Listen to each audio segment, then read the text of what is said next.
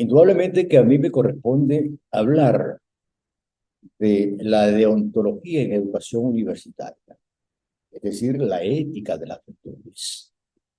Y es allí donde esa ética de las virtudes vamos en búsqueda de vivir una vida moral que privilegia el carácter moral del docente. Y no solamente del docente, sino también del médico, del proceso que viven la parte profesional de enfermería, de lo jurídico, en fin. Allí se adquiere una virtud a través de la práctica, para darle sentido de practicidad a la honestidad, a la justicia, a la generosidad, que al convertirse en hábitos se toman decisiones correctas, convirtiéndose en retos éticos. Sin embargo, es importante tener en cuenta que la parte deontológica en educación universitaria, esa ética de las virtudes, regula los deberes traduciéndolos en normas morales, en preceptos, en reglas de conducta. Lógicamente, hay que atender también a ese consecuencialismo, que es la teoría ética que juzga si algo es bueno, tomando en cuenta sus consecuencias.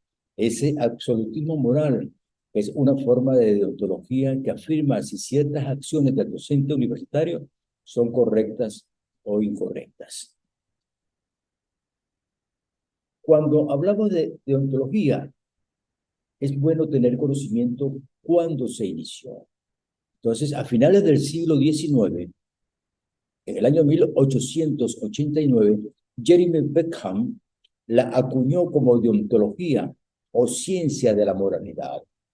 Entonces, podemos hablar de una deontología profesional. Si es así, también es importante saber que existe un código profesional. Y ese código profesional, lógicamente, existe en cada una de estas profesiones que argumentan en cada país. Por ejemplo, tenemos el Código Profesional del Médico, el Código Profesional de Enfermería, el Código Profesional del Docente, el Código Profesional Jurídico. Entonces, se hace necesario tener conocimiento de la deontología del ámbito laboral, ya sé, como les explicaba anteriormente, la deontología jurídica, la deontología médica, la deontología docente, entre otras. ¿Por qué es importante? Porque hay que regular la conducta, el comportamiento, el deber, los derechos de cada profesional que está en este escenario. Existen unos valores identificatorios del accionar docente, obviamente, unos valores identificatorios como está la concentración, la conciencia, está la eficacia, está la paciencia, está la amabilidad, la perseverancia, el coraje, en fin, tantos valores identificatorios que existen que nosotros tenemos que pasearnos y sabernos conjugar. Y no solamente eso, sino tenemos que empezar a accionar con ello. Ahora, ¿qué es el accionar del docente? Es un enfoque que orienta la acción pedagógica como un hecho humano visible, es tangible, sistemático, ejercido por el docente o ejercido por el profesional con el objetivo de llevar un proceso de interacción en la enseñanza y en el aprendizaje. Es decir, es ese accionar, es ese participar, es ese abrir el compás para poder actuar en cualquier escenario donde se ubique su labor. También existen unos valores en la docencia, unos valores que pueden definirse como la esencia personal del docente o del profesional que lo caracteriza en el desarrollo de su actividad. Allí existen unos valores personales como el amor, el respeto, la vocación, la responsabilidad, la amistad, la honestidad, el compromiso, la tolerancia, la solidaridad.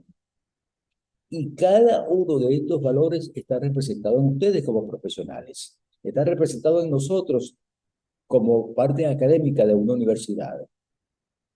Y entonces también tenemos los valores al quehacer profesional, en ese profesionalismo que cada uno de ustedes proyecta y trasciende dentro del ámbito de trabajo, como el amor, la responsabilidad, el respeto, la capacidad, la parte intelectual, la justicia, esa comprensión social, esas competencias y esa gratitud que a cada momento se nos presenta allí. Como también existen algunos elementos que caracterizan al docente y el estudiante desde lo presencial y lo virtual. ¿Por qué? Porque ello guía, estimula y colabora con el proceso de aprendizaje. Explora las nuevas posibilidades que permite la educación asistida en red para visualizar mejor el mundo educativo, la cultura y la sociedad. Todo esto lleva a la reflexión sobre la gran responsabilidad que hoy tenemos como profesionales, cualquiera sea su profesión, con cada uno de las personas que podemos atender en su crecimiento personal y profesional, es decir, en ese proceso formativo universitario que vamos buscando. Podemos decir también que estos elementos que caracterizan al docente y estudiante desde lo presencial y virtual es una nueva realidad en el entorno de la tecnología y la comunicación, como un avance significativo en la hipercomunicación, multidimensionalidad, tecnología inalámbrica, redes de banda ancha, lo que hace que el docente o el profesional y los estudiantes utilicen nuevas formas de aprendizaje donde el rol como estudiante cambia al igual que su entorno. Indudablemente que los cambios que se están dando dentro de cada uno de estos instantes nos lleva también a pensar y repensar cómo actuar, cómo esos elementos van a caracterizar y cambiar el modo de laborar, el modo de trabajar y el modo de enfrentar esas realidades que nos presentan en el mundo. Ese proceso de globalización dentro de la tecnología también nos lleva a buscar otras maneras de enseñar. Dentro de la deontología, entonces, tenemos que conocer cuál es la importancia de la ética y la moral en la profesión docente, en la profesión laboral, en la profesión médica, en la profesión de enfermería. ¿Por qué? Porque ello nos va a permitir reflexionar y razonar sobre nuestras acciones, sobre nuestra manera de actuar, sobre nuestras conductas. Y por eso tenemos que conjugar cada día esa importancia de la ética y la moral. Coadyuva en el desarrollo del ser, es decir, sí, señor. ¿Por qué? Porque la moral, la ética, nos permite a cada instante desarrollarnos profesionalmente. Y para ello tenemos que conocernos nosotros mismos, buscar dentro de nosotros la manera de comportar, la manera de ser diferente a los demás. Atiende a una labor subjetiva, cómo pienso, cómo en verdad ese conocimiento que estoy adquiriendo lo llevo al escenario donde estoy trabajando. Trabajar a través de valores actitudinales. La actitud es un valor permanente y tiene que estar en nosotros y al cual tenemos que prestar mucha atención.